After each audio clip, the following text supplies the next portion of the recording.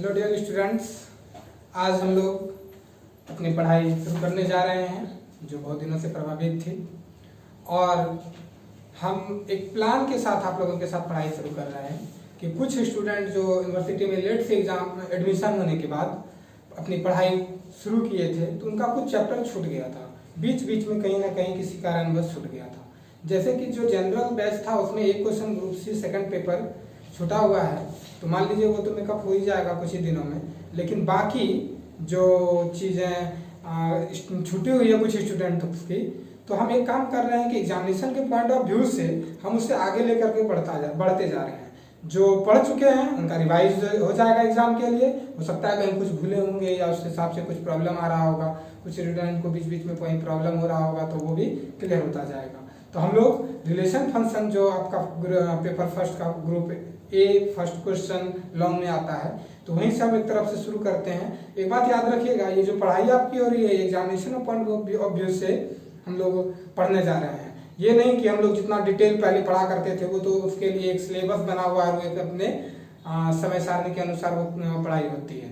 तो इस बात का ख्याल रखेंगे कि आपकी जो पढ़ाई हो रही है एग्जामिनेशन पॉइंट ऑफ व्यू से हो रही है और आप इसे अच्छे ढंग से पढ़ेंगे। बाकी बात बच रही है कि अभी यदि कुछ प्रॉब्लम होता है तो उसके लिए आप क्या करेंगे। तो उसके लिए जैसे हमारा जूम है वो रविवार जूम पे हम लाइव रहेंगे, और जब तक हमको लाइव फैसिलिटीज यूट्यूब के माध्यम से नहीं मिल जाता है तब तक हम आपको इसी तरह से वीडियो अपलोड करके अपने चैनल पर डालेंगे और आप उसका सदुपयोग करते हुए आप पढ़ें और आप अच्छा मार्क्स लाएं। एक बात और आपका ध्यान लेते जा रहे हैं, यूनिवर्सिटी में कुछ चर्चाएं हो रही है कि क्वेश्चन लॉन्ग क्वेश्चन को घटा के कुछ ऑब्जेक्टिव क्वेश्चन बढ़ा दिया जाए।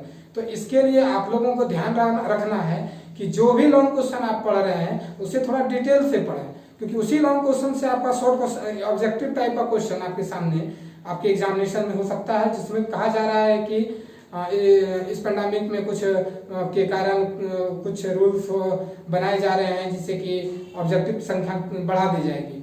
तो आपको चिंता करने की कोई जरूरत नहीं है। क्वेश्चन हमारे विचार से आप यदि लॉन्ग पढ़े हुए हैं, लॉन्ग पे आपका कमांड है, तो उस हिसाब से शॉर्ट क्वेश्चन कुछ बनेंगे। हाँ, थ्योरी जो आपको हम पढ़ाए थे उसको ध्यान से आप पढ़े होंगे और शॉर्ट क्वेश्चन ऑब्जेक्टिव जो है आपका वहीं से आएगा। सिलेबस वही है, ऐसी कोई बात नहीं है, हमारा कोई दावा नहीं है कि यही आएगा वही आएगा। सिलेबस जो आपको हम पढ़ाया है पूरा सिलेबस पढ़ाया है और उस सिलेबस से जो भी क्वेश्चन बनेगा, हाँ एक बात है प्रैक्टिस की जरूरत है। तो जो इस बैच में हम चल रहे हैं तो इस बात का भी हम ख्याल रखेंगे कि ऑब्जेक्टिव टाइप का क्वेश्चन कैसा आ सकता है यदि ऑब्जेक्टिव की संख्या बढ़ती है और सब्जेक्टिव की संख्या घटती है तो। और ये हमारा सिर्फ गेस होगा, ऐसा कोई बात नहीं, हम जो बता रहे हैं आपको objective same to same objective आएगा। हाँ, इस बेस्ड का क्वेश्चन रह सकता है। और बाकी हमारी तो हमेशा सबों के साथ शुभकामनाएं हैं, अच्छा मार्क्स लाएं जैसे प्रीवियस ईयर से हमारे स्टूडेंट्स लाते आ रहे हैं। आप लोगों के भी साथ हमारे पूर्व से मैं आपको शुभकामना दे रहा हूं, लेकिन आप पढ़ें। शुभकामनाएं तब काम आएगी जब आप पढ़ेंगे। शुभकामनाएं आपका मनोबल बढ़ाने के लिए होता है। शुभकामनाएं से कोई आप ना पढ़े और मार्क्स आ जाए, ऐसी कोई शुभकामनाएं नहीं होती है। जो बात है वो प्रत्यक्ष होनी चाहिए। चलिए हम लोग आ रहे हैं अपने, ये आप हम लोग जो पढ़ेंगे पेपर फर्स्ट होगा, ये group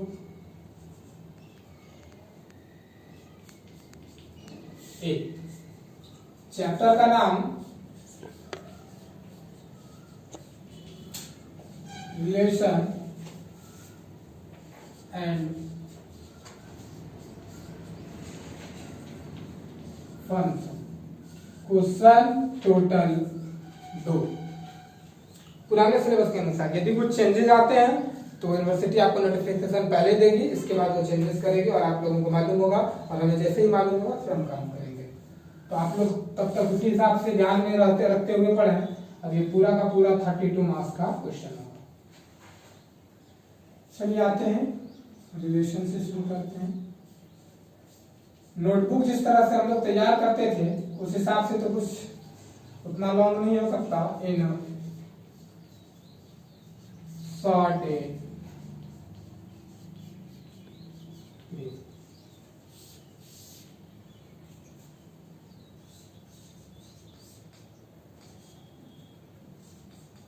Cartesian product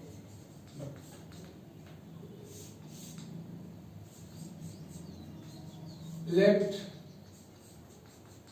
Cartesian product दो सेट पे भी निकालते हैं और एक सेट पे भी निकालते हैं।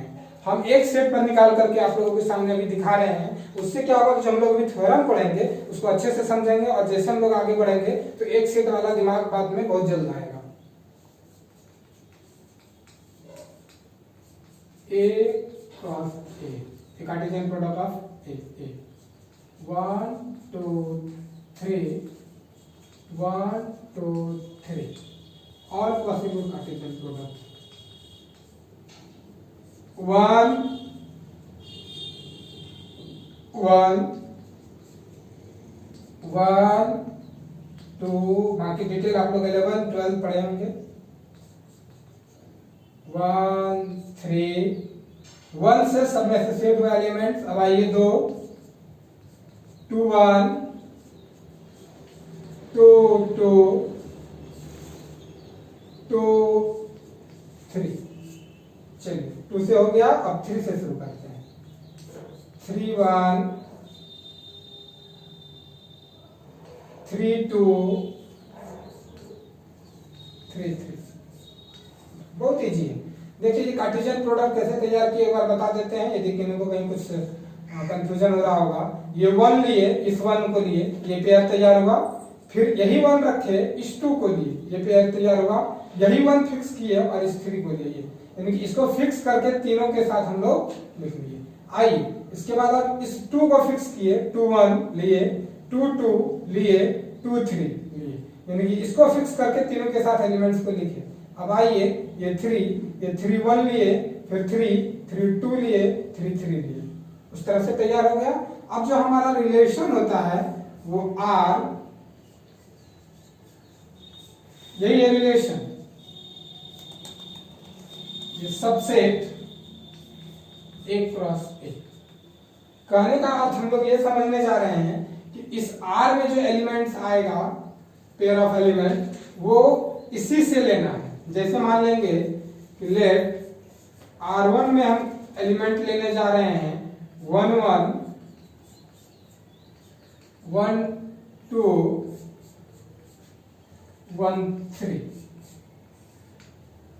इसमें एलिमेंट लिए और ले लेते हैं 1 3 2 1 3 1, इसमें एलिमेंट ले, वो जितना भी एलिमेंट आया वो इससे आया। सबसे पूरा एलिमेंट भी ले सकते थे, कम एलिमेंट भी ले सकते थे। यही चीज जो हमारा कहलाता है, ये कहलाता है रिलेशन। चलिए अब रिलेशन को समझ गए। इसके बाद फिर कितने प्रकार के रिलेशन होते हैं, कुछ इंपॉर्टेंट रिलेशन हम बता रहे हैं। इसके बाद एग्जांपल लेंगे, इसी एग्जांपल को लेंगे और इसी पे भी तुरंत डिस्कस करेंगे और तुरंत फिर हम लोग आगे बढ़ेंगे।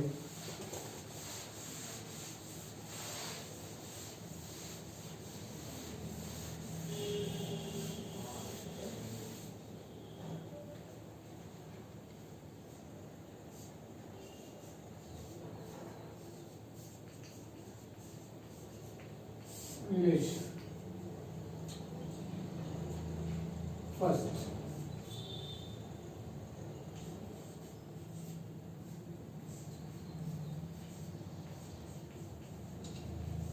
reflexive relation. दूसरा symmetric रिलेशन और ट्रांजिटिव रिलेशन। रिफ्लेक्सिव रिलेशन में pair of A belongs to R for all A belongs to A। Symmetric relation में if AB belongs to R implies that BA belongs to R। Transitive relation में AB belongs to R, BC belongs to R implies that AC belongs to R। चलिए example let A is equal to 1 2 3। ये बात हम लोग अभी तुरंत अभी पूरा डिस्कस करेंगे, चिंता मत कीजिए। ए इज इक्वल टू हम सेट लिए, अभी जान गए हैं कि ए क्रॉस ए में कितना एलिमेंट आएगा, ये ठीक पहले हम आपके सामने रखे थे। हम एक रिलेशन लेने जा रहे हैं आर, 1 1 2 2 3 3 1 2 2 1। इस तरह का ऑब्जेक्टिव आएगा एग्जामिनेशन में, आपका एग्जाम में जो है कि फर्स्ट ऑब्जेक्टिव ही इस पे रहेगा। चलिए आइए हम लोग अब समझने जा रहे हैं रिफ्लेक्सिव। आपने इस वर्ड का प्रयोग फिजिक्स में भी किया होगा, जहां पे रिफ्लेक्ट होना होता है। किसी भी मिरर के सामने आप यदि जाएंगे तो आपका इमेज सेम टू सेम उस मिरर से रिफ्लेक्ट होता है, आपके रेटिना से होते हुए आपके मस्तिष्क से पहुंचती है और आपको दिखती है। तो रिफ्लेक्टिव वर्ड, ये जो रिफ्लेक्सिव रिलेशन है, ये वही का कॉन्सेप्ट मिला जुला कर एक दूसरे से कोरिलेट होता है। कहने का अर्थ यह होगा कि यदि किसी सेट ए में 1 एलिमेंट है, सेट में यदि एलिमेंट है तो रिलेशन में हमको पेयर देखना होता है। देखिए तो यदि किसी सेट ए में एलिमेंट है तो रिलेशन में जो हम लोग पाते हैं वो पेयर में पाते हैं। यदि कोई एलिमेंट 1 इस सेट ए में है तो इसको हम लोग जानते हैं, 11th में पढ़े, 12th में पढ़े, और फिर इसके बारे में हम लोग को मालूम है कि ये 1 बिलोंग्स टू ए। कहने का मतलब हुआ कि कोई एलिमेंट 1 है जो सेट ए का ए में है। अब हमारा कहना यह हुआ यदि सेट ए में ये एलिमेंट है तो उसका पेयर सेट आर में जो रिलेशन है उसमें बिलोंग करना चाहिए। जैसे ए सेट ए में है तो ए का जो पेयर है, पेयर ऑफ एलिमेंट, वो रिलेशन आर में होना चाहिए। यदि ऐसा होता है तो वो रिफ्लेक्सिव रिलेशन होगा। ये बात तो आपको समझ में आ गया। A belongs to A, then A belongs to R। एक बात आप यहां देख रहे होंगे, ये फॉर ऑल, इसका अर्थ ये हुआ कि जितना भी एलिमेंट हो उस सेट ए में, जितना भी एलिमेंट हो उस सेट ए में, वो सारा एलिमेंट अपने पेयर बनाते हुए पेयर के साथ उस रिलेशन आर में रहा होगा। एग्जांपल में जरा सा देख लें, इस सेट ए में 1 है, 2 है, 3 है। इसका पेयर जब हम लेंगे ए क्रॉस ए में पिछले वाले एग्जांपल में तो 1 1, और वो आप देखेंगे कि रिलेशन आर में 1 1 है। 2 देखिए ए में है तो 2 2 आर में है। 3 देखिए ए में है, 3 3 आर में है। कहने का मतलब ये जब तीनों चीज हमारा आर में मिल रहा है तो इसमें पूरे एलिमेंट 3, और इस तीनों का जब पेयर हम लोग देख रहे हैं वो तीनों पेयर रिलेशन आर में है। कहने का मतलब ये जो रिलेशन आर है ये रिफ्लेक्सिव रिलेशन फुलफिल कर रहा है। बात समझ में आ गया होगा, एक बार फिर समझ लीजिए। कोई प्रत्येक एलिमेंट से, एक बात याद रखिएगा, रिफ्लेक्सिव रिलेशन के लिए मूल सेट को देखेंगे और वहां जितना भी एलिमेंट है सबका देखेंगे पेयर उस आर में है कि नहीं है, और यदि है तो वो रिफ्लेक्सिव है। आइए सिमेट्रिक है, यदि ए भी बिलोंग करता है आर में, तो उसके डोमेन और रेंज को पलट देने पर वो भी आर में बिलोंग करना चाहिए। जैसे देखिए सिमेट्रिक का एक बहुत ही अच्छा एग्जांपल है, किसी भी ह्यूमन बॉडी, आदमी का शरीर सिमेट्रिक है, उनको यदि बीचों बीच आप काटेंगे तो देखेंगे कि जो जितना भाग उधर उतना भाग इधर। तो इस सारी चीज बहुत सारे एग्जांपल है। तो उसी तरह से एक बात देखिएगा कि यदि ए बी बिलोंग करता है आर में तो बी ए बिलोंग करना चाहिए आर में। अब इसके लिए देखिए आर एक रिलेशन है, इसमें ए बी, देखिए तो ए बी दोनों सेम है, इसको पलट दीजिए, इसी में है, इसको पलट दीजिए, इसी में, इसको पलट दीजिए, इसी में। ये सब के लिए तो कोई फर्क नहीं पड़ा। आप इस चीजों को देखेंगे 1 2 आता है ना, इसको जब पलटेंगे तो क्या होगा, 2 पहले लिखेंगे, 1 पहले लिखेंगे। अब देखिए ये चीज इस सेट में है कि नहीं है, 2 1 है इस सेट में। चलिए इसका काम हो गया। आगे आइए, कितना है 2 1, इसको पलटिए, इसको पलटेंगे तो 1 2 होगा। देखिए तो 1 2 इस आर में है कि नहीं है। कहने का मतलब ये भी है, इसके पलटने पर भी इस सेट में मिला, इसके पलट देने पर भी डोमेन और रेंज को पलट देने, डोमेन और कोडोमेन को पलट देने के बाद भी हमको इसमें मिला। कहने का मतलब हुआ कि यह सिमेट्रिक हुआ। इस दोनों में जरा सा एक बात पे आप गौर करेंगे कि रिफ्लेक्सिव रिलेशन देखने के लिए वो सेट नॉन इम्पटी सेट ए को हम लोग देखते हैं, और सिमेट्रिक रिलेशन देखने के लिए A B belongs to R यानी कि आर को देखते हैं। यानी कि यदि रिफ्लेक्सिव रिलेशन देखना हो तो हमारा टारगेट सेट ए पर होता है और उसके प्रत्येक एलिमेंट का पेयर हमको उस आर में मिलना चाहिए। सिमेट्रिक रिलेशन देखना हो तो हमारा तुरंत टारगेट ए से हटकर आर में, बहुत इंपॉर्टेंट बात बता रहे हैं, ए से हटकर आर पर चला जाएगा और आर में हम पेयर देखेंगे और उस पेयर को बदल देंगे। यानी कि जो पहले है उसको बाद में लिखेंगे, जो बाद है उसको पहले, यानी कि डोमेन को कोडोमेन में और कोडोमेन को डोमेन में। इन जनरली कोडोमेन के जगह वो रेंज ही कहलाता है, range is the subset of codomain, और वो रेंज का एलिमेंट रहता है, बाकी आगे हम लोग समझेंगे। तो सीधी सी बात है कि सिमेट्रिक में पलट देने पर उसमें हो, बहुत हल्की चीज है। आइए, transitive relation, AB belongs to R, BC belongs to R, तो ट्रांजिटिव में कहता है कि ये दोनों जो मिल रहा है ये कैंसिल आउट आप समझेंगे तो बचेगा AC। देखिए तो AC, और वो AC R में रहना चाहिए। आप देख रहे होंगे ट्रांजिटिव के लिए भी हमको सेट R ही देखना पड़ा। कहने का मतलब कि रिफ्लेक्सिव के लिए हमको सेट A देखना होगा, सिमेट्रिक के लिए R, और फिर ट्रांजिटिव के लिए R। बाकी कंडीशन आप समझ गए होंगे। अब इसको आप देखेंगे कि ये रिफ्लेक्सिव, सिमेट्रिक और ट्रांजिटिव है कि नहीं। एक छोटा सा एग्जांपल ले रहे हैं जो आपके सामने लिखे हैं, इसी को हम जरा चेक कर लेते हैं। थोड़ा एग्जांपल ढंग से देखेंगे, ट्रांजिटिव में जाकर के कुछ गड़बड़ होता है। तो देखिए पहला चीज है रिफ्लेक्सिव है कि नहीं, तो यहाँ देखिए 1 1 2 2 3 3। पहले रिफ्लेक्सिव देखने के लिए हम लोग ए देखेंगे, तो यहाँ 1 2 3 है, 1 1 का पेयर है, 2 2 का पेयर है, 3 3 का पेयर है। कहने का मतलब ये रिफ्लेक्सिव रिलेशन है। सिमेट्रिक दूसरा देखेंगे, सिमेट्रिक है या नहीं है।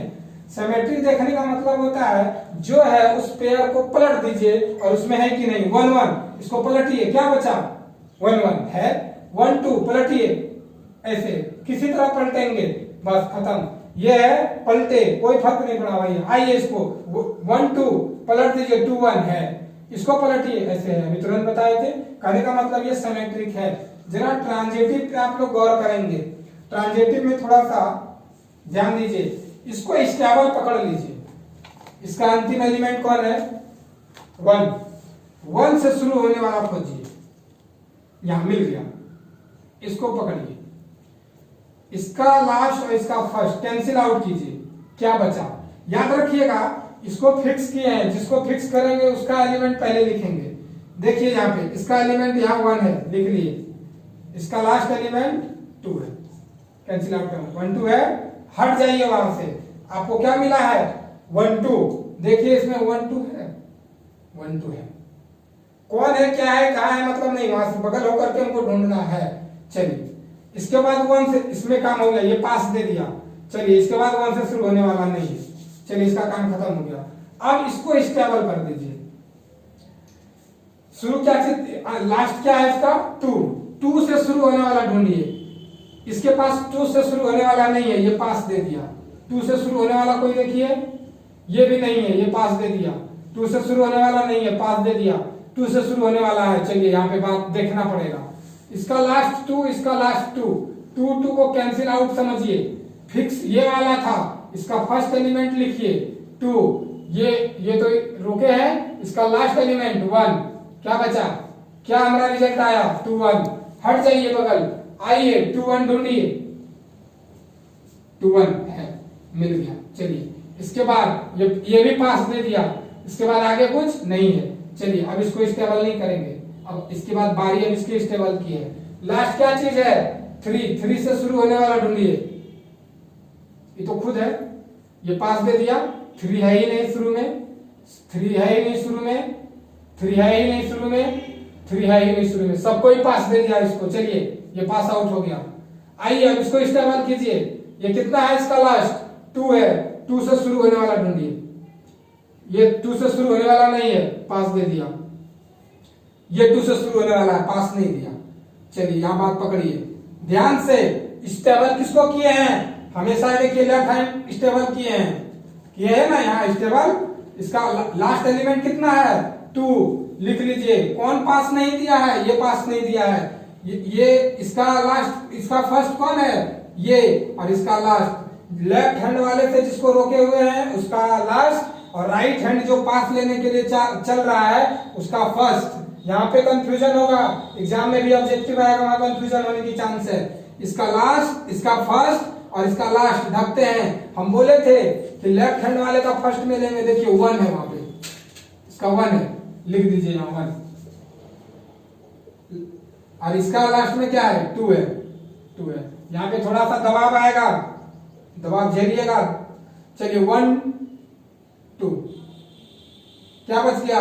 1 और ये ढक दिए तो 2, 1 2, बगल हो जाइए। अभी इससे पास नहीं मिला है, 1 2 खोजिए तो है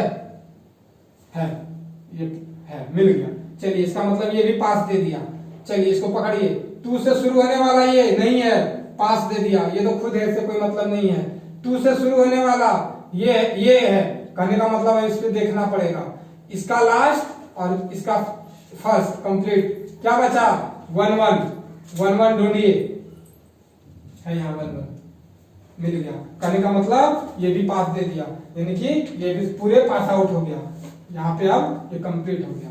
यहाँ पर अब आइए इससे पास आउट लेते हैं। इसका लास्ट क्या है? ध्यान से समझिएगा। इसका लास्ट क्या है? लास्ट 1 है, 1 ढकिए। अब 1 से शुरू होने वाला ढूंढिए। ये 1 से शुरू होने वाला है। चलिए इसका फर्स्ट ढक दिए। क्या बचा? उधर से हमेशा जब लेंगे लेफ्ट वाले को फर्स्ट में सोचेंगे, लिखेंगे 2, लिख लीजिए। और ये इसका फर्स्ट ढके। क्या बचा? 1 2 1, क्या 2 1, बगल हो जाइए। 2 1 ढूंढिए। 2 1 मिल गया इसमें 2 1, देखिए मिल गया, मतलब ये पास दे दिया। हम लोग इसको स्टेबल किए थे। 1 से ढूंढने वाला खोज रहे थे। ये 1 से शुरू होने वाला नहीं है, पास दे दिया। 1 से शुरू होने वाला नहीं है, पास दे दिया। 1 से शुरू होने वाला है, देखते ही पास देता है कि नहीं। ये लास्ट ढक दिए, इसका फर्स्ट ढक दिए। क्या वैसे दिख रहा है? 2, इसका वाला पहले लिखते हैं, लेफ्ट हैंड वाला पहले और ये वाला बाद में। 2 2 2 2 पेयर यदि हमको मिल जाता है इस सेट में तो पास दे देगा। हट जाइए, 2 2 ढूंढिए, मिल गया, मतलब ये भी हमको पास दे दिया। और ये तो खुद है। हो सकता है थोड़ा समझने में दिक्कत हो रहा होगा, तो ऐसा कुछ बात नहीं है। यदि आपको समझने में दिक्कत हो रहा है, ये चीज ट्रांजिटिव मतलब पूरे पास मिल गया हमको, तो ये ट्रांजिटिव है। यदि किन्हीं को समझने में ट्रांजिटिव में अभी दिक्कत हुआ है, आप हमें कमेंट सेक्शन में कमेंट करेंगे, हम उस पर फिर अगली क्लास में जरूर चर्चा करेंगे। और जिनको समझ में आ गया आप वो भी बताएंगे कि हाँ समझ में आ गया, और जिनको नहीं आया शर्माने की कोई बात नहीं है। थोड़ा सा ट्रांजिटिव कॉम्प्लिकेटेड लगता है नहीं, तो आप हमें बताएंगे। यदि कोई प्रॉब्लम हुआ है तो अगली क्लास में इस पर फिर डिस्कस करेंगे, नहीं तो हम फिर आगे बढ़ेंगे। तो ये जान गए रिफ्लेक्सिव, सिमेट्रिक और ट्रांजिटिव किस हिसाब से हमारा होता है। इसी टाइप का आपके एग्जाम में एग्जांपल रहेगा, और फर्स्ट क्वेश्चन सेकंड क्वेश्चन जो ऑब्जेक्टिव रहेगा 2-3 क्वेश्चन इससे कम से कम रहता है, 2 क्वेश्चन तो कम से कम जरूर। और आपका वो जो मार्क्स होगा 4 मार्क्स या 5 मार्क्स का होगा। तो आप लोग ये अच्छी तरह से समझ गए होंगे। अब हम लोग कुछ चीजों को, थोड़ा मोड़ा चीजों को देख लेते हैं, और इसके बाद फिर हम लोग थ्योरम पे आ जाएंगे। आप लोग लिख लीजिएगा। फिर से एक बार बोल रहे हैं, यदि एग्जाम्पल में किन्हीं को कोई प्रॉब्लम हुआ हो तो कमेंट सेक्शन में आप हमें कमेंट करेंगे। कोई एक स्टूडेंट में भी यदि कोई कहते हैं कि हाँ हमें समझ में नहीं आया था, उनके लिए हम फिर अगले क्लास में ये एग्जाम्पल जरूर बताएंगे। ठीक है, चलिए आते हैं।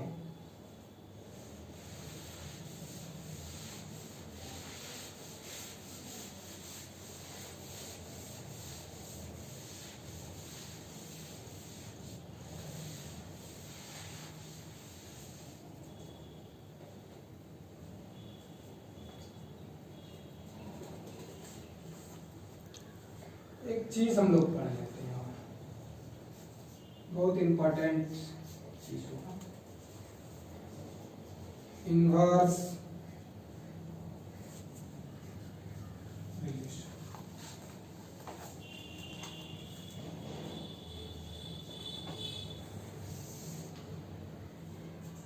इनवर्स रिलेशन शॉर्ट में लिखते हैं, कोई रिलेशन आर है, उसमें कोई एलिमेंट ए और बी है, इस प्रकार से कि ए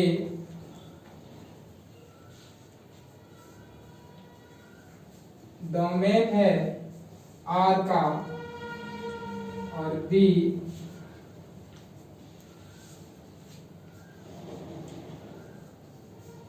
रेंज, को डोमेन लिख देते हैं, रेंज तो रहता ही है, को रेंज ही देते हैं, को डोमेन तो उसमें कुछ एलिमेंट का इमेज नहीं बनेगा, रेंज।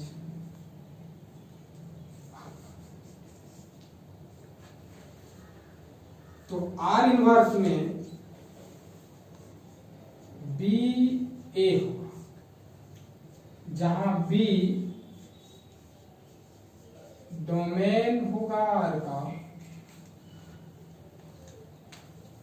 आर इनवर्स का, और ए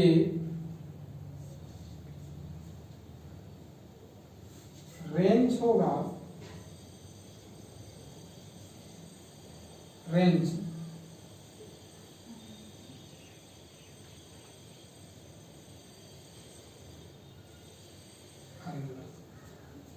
इधर कुछ अटपटा लग रहा है, आर इनवर्स इधर कुछ अटपटा लग रहा है, तो आप साफ भाषा में समझ लें, A B belongs to R if then B A belongs to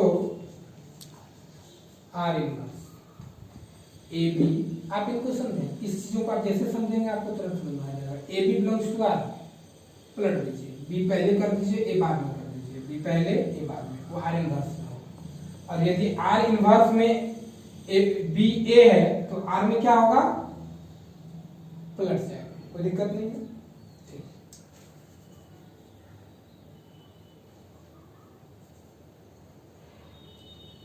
एक चीज और लिख लें,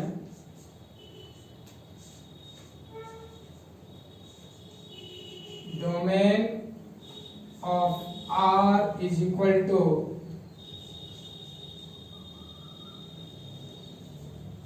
range of R inverse,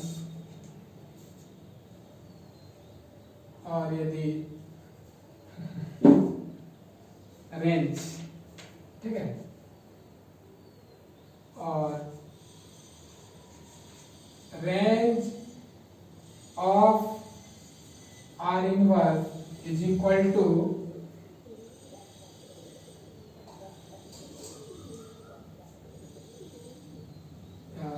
range of R is equal to domain of R inverse। कहने का मतलब R का यदि वो डोमेन है तो R इनवर्स का रेंज बन जाएगा, और यदि वो रेंज है R का तो वो कोडोमेन, यदि रेंज है R का तो वो डोमेन हो जाएगा R इनवर्स का, मतलब बदल जाएगा। एक चीजों को और समझ लें, यदि ए बी बिलोंग करता है R में तो इसको हम लोग ऐसे भी लिख सकते हैं, ए रिलेटेड टू बी, प्रयोग करेंगे इसका, ठीक है। चलिए,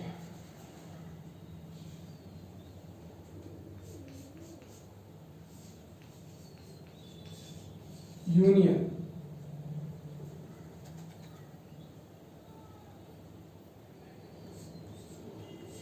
यू,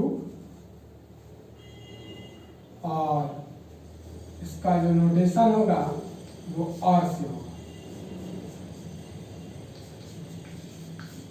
इंटरसेक्शन, इसका जो नोटेशन होगा इससे होगा, और इसके लिए हम लोग प्रयोग करेंगे।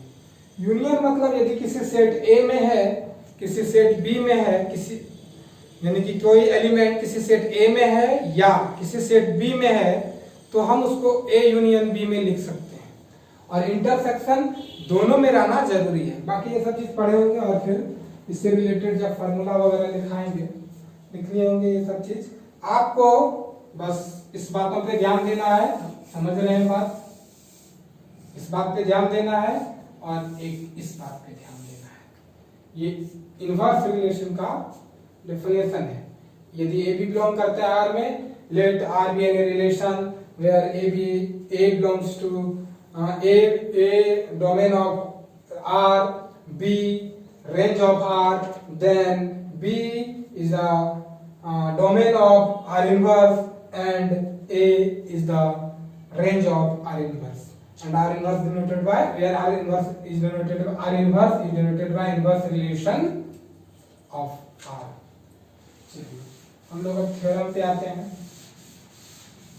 अभी जो चीज लिखे हैं उसका प्रयोग करेंगे। लिखिए theorem number first. Theorem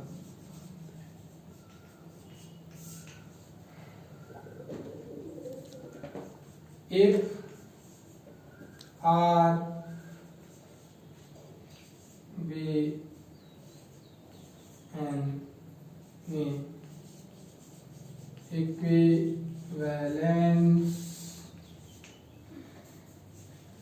relation, then R inverse is also equivalence. Theorem बहुत इजी है, शायद ये 2010 में आया हुआ है और फिर कभी आया होगा, देख लेंगे आप। यदि क्वेश्चन ऑब्जेक्टिव टाइप में ज्यादा आता है तो इस टाइप के क्वेश्चन को ऑब्जेक्टिव बनाया जा सकता है। ध्यान से आप पूरे थ्योरम के स्टेप बाय स्टेप को देखेंगे, वहां से ऑब्जेक्टिव क्रिएट हो सकता है, ध्यान रखिएगा। आइए proof. Let R be any equivalence relation on a non-empty set A।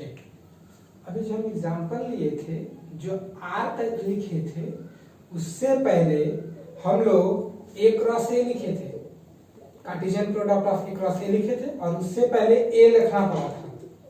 तो वो जब तक A नहीं रहेगा तो A क्रॉस A नहीं बनेगा, और A क्रॉस A जब नहीं बनेगा तो R में वो फिर एलिमेंट्स, पेयर ऑफ एलिमेंट्स कहां से आएगा। और यदि A में एलिमेंट होगा ही नहीं तो A क्रॉस A तैयार नहीं होगा। फर्स्ट में A क्रॉस A तैयार कीजिए, जहां A बराबर 1 2 3। तो यदि इसमें एलिमेंट ही नहीं होगा तो यही तैयार नहीं होगा, यही तैयार नहीं होगा तो फिर इसमें जो एलिमेंट कहां से आएगा। तो याद रहे, ये स्टेप भूलेंगे नहीं। Let R be an equivalence relation on a non-empty set A, वो relation we have to prove that R inverse is also equivalence. R inverse is also equivalence. R equivalence relation दिया हुआ है, आपको proof करना है कि ये जो R इनवर्स है ये भी इक्विवेलेंस होगा। क्वेश्चन समझ गए होंगे, उसी क्वेश्चन के हिसाब से ये चीज लिखे। अभी R इनवर्स जो है वो रिवर्स रिलेशन है, ये बात तो आप जान रहे हैं। चलिए आइए,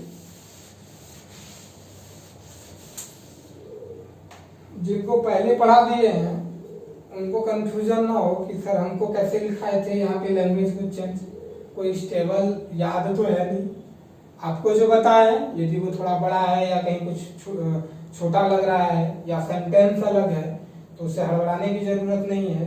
अभी तुरंत मिटा के लिखेंगे तो फिर लैंग्वेज चेंज होगा। लैंग्वेज चेंज हो सकता है, कॉन्सेप्ट सेम है। चलिए आइए, हमको दिखाना है आर इनवर्स क्या है, इक्विवेलेंस है। चलिए आइए पहला लेते हैं। इक्विवेलेंस रिलेशन के लिए एक बात आप लोग पढ़े भी होंगे, तीन रिलेशन यदि हो जाए तो उसको इक्विवेलेंस कहेंगे। यदि आर रिफ्लेक्सिव हो जाए, सिमेट्रिक हो जाए, ट्रांजिटिव, यदि तीनों प्रॉपर्टीज होल्ड करता है तो वो रिलेशन इक्विवेलेंस रिलेशन होता है। ये उस समय हमको बोल देना चाहिए था, अभी थ्योरम में यूज हो रहा है इसलिए इसको मिटाए नहीं थे। एक एंटी सिमेट्रिक भी होता है, सिमेट्रिक से रिलेटेड, उसका डोमेन और रेंज दोनों सेम होना चाहिए। बाकी जरूरत पे हम बात करेंगे, हमको एग्जाम को भी ध्यान में रखना है। आइए पहला reflexive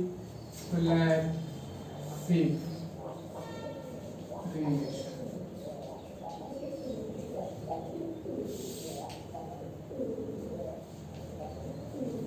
Since R is an equivalence लिखने से अच्छा ये होगा, R यदि इक्विवेलेंस रिलेशन है तो ये पक्का है कि वो रिफ्लेक्सिव भी रहा होगा, सिमेट्रिक रहा होगा, ट्रांजिटिव रहा होगा। कहने का मतलब हमको जो जरूरत है उसका प्रयोग करते हैं, reflexive. Since R is a reflexive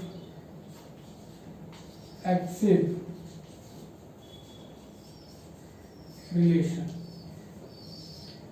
which implies that जब R रिफ्लेक्सिव है तो इस तरह का प्रॉपर्टीज फुलफिल किया होगा। A belongs to R for all A belongs to set A। R reflexive है तो ऐसा प्रॉपर्टीज फुलफिल किया होगा। चलिए अब यहां से चीजों को समझिएगा। प्रूफ करना है आर इनवर्स कैसा रिलेशन है, इक्विवेलेंस रिलेशन है। तो हमको दिखाना होगा कि ए के और किस पर, तो on in on empty set ए पर। बताइए कि ये आर है, ये आर इनवर्स है। यदि कोई चीज आर, यहां लिखते हैं A B belongs to R, हम कहें आर इनवर्स में क्या है तो उस इधर लिख देंगे और इसको इधर लिख देंगे। आर इनवर्स का ये प्रॉपर्टीज है, मतलब इसको समझने के लिए इधर लिख दिए और इसको इधर लिख दिए। और ये प्रत्येक के लिए कर सकते हैं, for all A belongs to A. लिख दीजिए, by definition of R inverse, R inverse के परिभाषा से।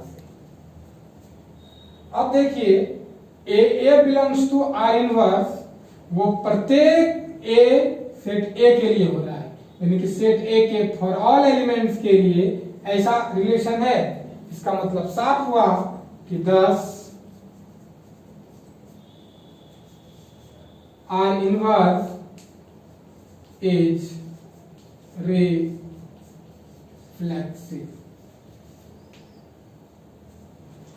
आर इनवर्स रिफ्लेक्सिव हुआ। अब दूसरा हम लोग चल रहे हैं सिमेट्रिक के लिए।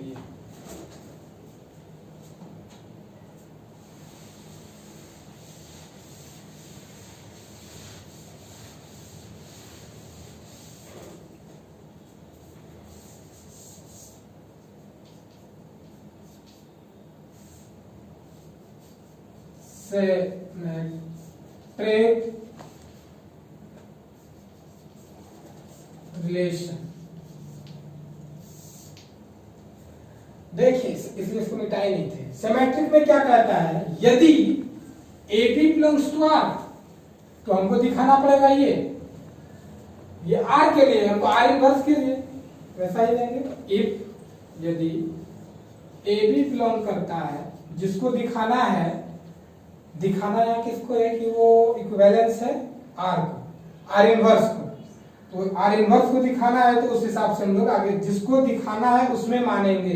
यदि आपको दिखाना है कि वो आप इक्विवेलेंस है कि है नहीं है, तो उसके सिमेट्रिक रिलेशन के लिए आप में कोई एक पेयर मानेंगे और फिर हमको दिखाना पड़ेगा कि इसको पलटने के बाद आप ही में है कि नहीं।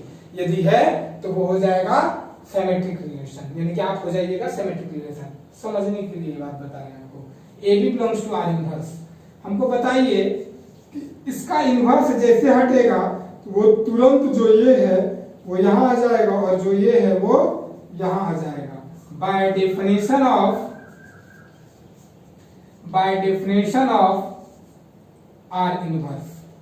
याद रखें, इधर से भी वही डेफिनेशन से, इधर से भी वही डेफिनेशन से, आप ज्यादा चिंता नहीं करें, बहुत अच्छी चीज है। चलिए ये लाइन समझ में आ गया होगा। आर इनवर्स में था तो उसको आर में हम लोग कैसे कर लिए। इसके बाद ये आर जो है आपका क्वेश्चन में दिया हुआ है कि आर इक्विवेलेंस रिलेशन है। यदि आर इक्विवेलेंस रिलेशन है तो वो तीनों प्रॉपर्टीज फुलफिल किया होगा, उसमें सिमेट्रिक प्रॉपर्टीज भी फुलफिल किया होगा, और सिमेट्रिक प्रॉपर्टीज फुलफिल करने के कारण क्या हो सकता है, देखिए आर ये जो सिमेट्री में क्या कहता है, पलट देना है, तो ये हो गया A B. Since R is symmetric,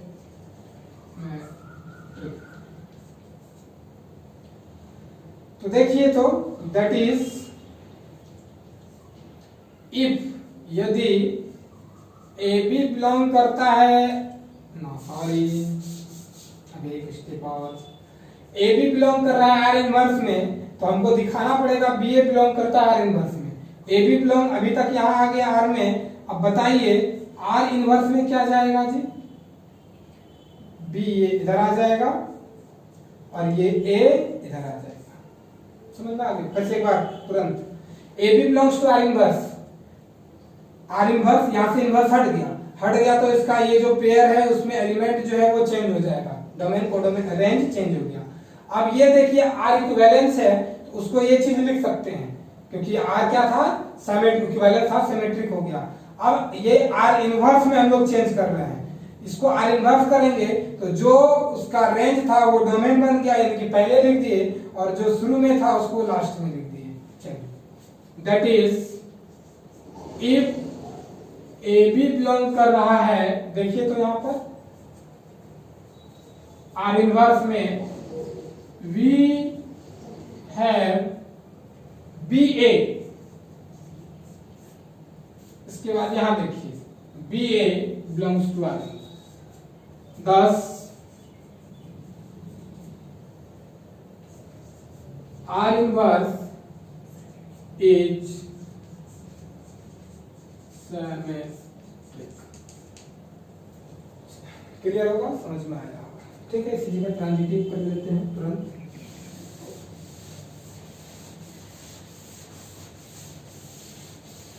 time हो गया क्या, टाइम हो गया, ट्रांजिटिव कर लेते हैं तो लगेगा आधा हुआ, कैसे हुआ नहीं हुआ। ट्रांजिटिव रिलेशन,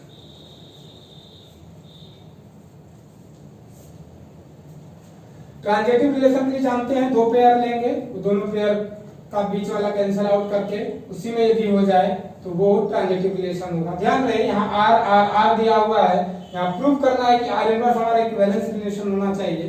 तो उस हिसाब से इफ मानिए ए बी बिलोंग करता है आर इनवर्स में और ये बी सी बिलोंग करता है आर इनवर्स में, हमको क्या दिखाना है वो टारगेट आपको पता होगा। चलिए देखिए तो बी ए बिलोंग कहाँ करेगा, आर में करेगा कि नहीं, पेयर पलट दिए हैं। यहां बताइए ये सी बी बिलोंग करेगा कि नहीं आर में, पेयर पलट दिए हैं। बाय डेफिनेशन ऑफ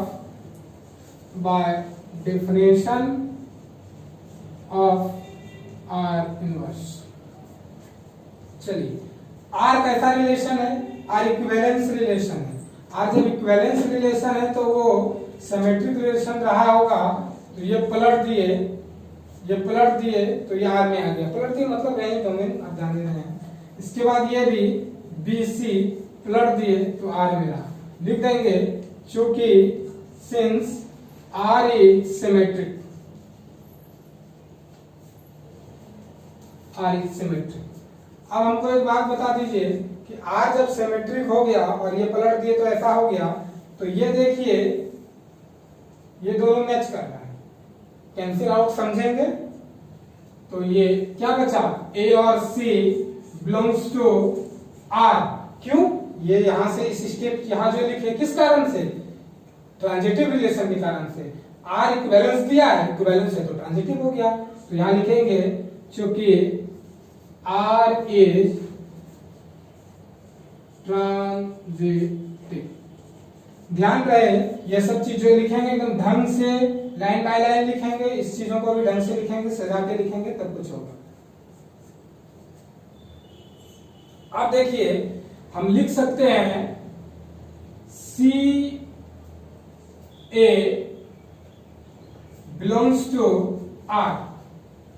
ऐसा क्यों, क्योंकि आर इक्विवेलेंस रिलेशन है तो वो सिमेट्रिक भी रहा होगा, क्योंकि are is symmetric.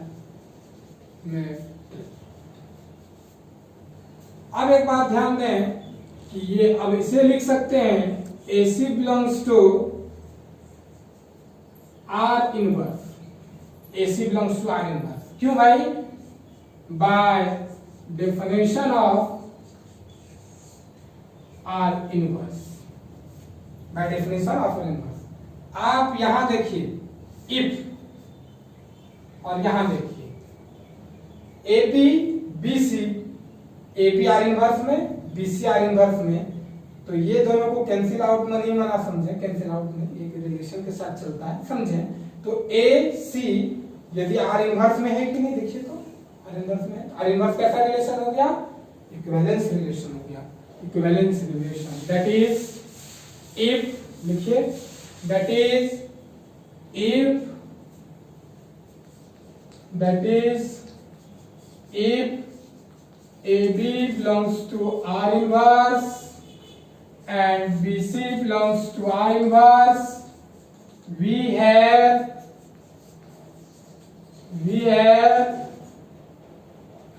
AC belongs to R inverse. Thus R inverse is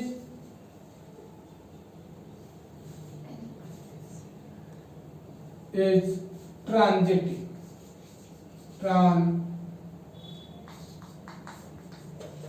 transitive.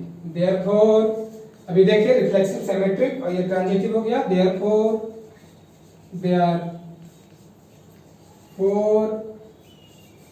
R inverse is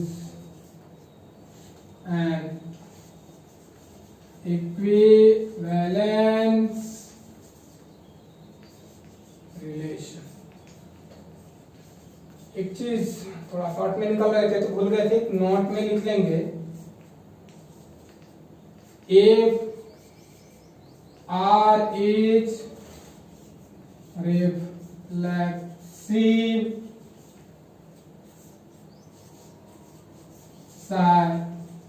symmetric and transitive,